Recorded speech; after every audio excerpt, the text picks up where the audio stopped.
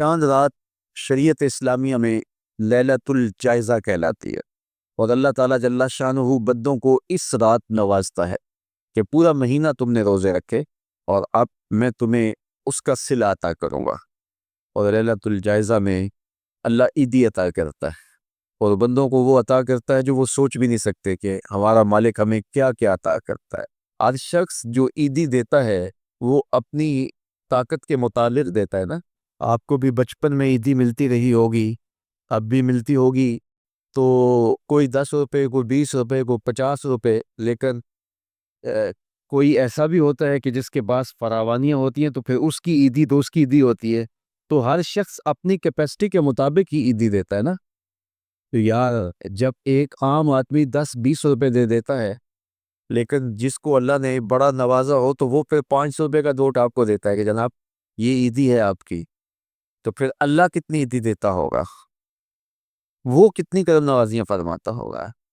تو یار جب عیدی لینے کا وقت ہو اس دن ہم بازار میں ہو، جب عیدی لینے کا وقت، کچھ لوگ اپنے سارے کام اور ساری خریداری چاند رات کے اوپر چھوڑتے ہیں کہ اس رات کو ہم بازار جائیں گے۔ کچھ لوگوں کو شوق ہوتا ہے اس رات بازار جانے کا، حالانکہ بازار شر الاماکن، پوری جگہ سب سے بہتر جگہیں اللہ کے گھر مسجدیں ہیں، اور سب سے بدترین جگہیں بازار ہیں۔ تو مجبوری کے ساتھ بازار میں جایا جاتا ہے، آپ کی مجبوری ہے کچھ خریدنا، اور اگر آپ کاروبار کرتے ہیں تو آپ کی مجبوری ہے کچھ بیچنا، تاکہ آپ اس خرید و فروخت سے اپنے بچوں کا رزق کما سکے یا اپنی ضروریات کو وہاں سے جا کے خرید کے لا سکے، تو وہ مجبوری ہے۔ تو مجبوری کے لیے آپ وہاں جا سکتے ہیں، اور ہمیں حکم دیا گیا دیر سے جاؤ جلدی واپس آ جاؤ۔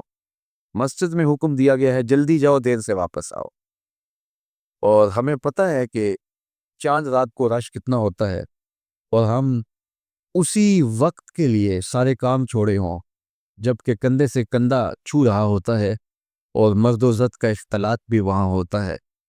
تو پھر اپنے آپ کو بچانا اور اپنے آپ کو محفوظ رکھنا اور اپنی نظر کی عفت اور پاکیزگی کا خیال رکھنا کتنا مشکل ہو جائے گا۔ اپنے آپ کو آزمائش میں ایک تو ڈالا جائے کہ جس میں ہم پورے نہ اتر سکیں۔ تو اس لیے یہ بات ذہن میں رکھیے گا کہ یہ لیلۃ الجائزہ ہے، یہ جولی پھیلا کے رب سے مانگنے کا وقت ہے، یہ بازاروں میں آوارگی کا وقت نہیں ہے۔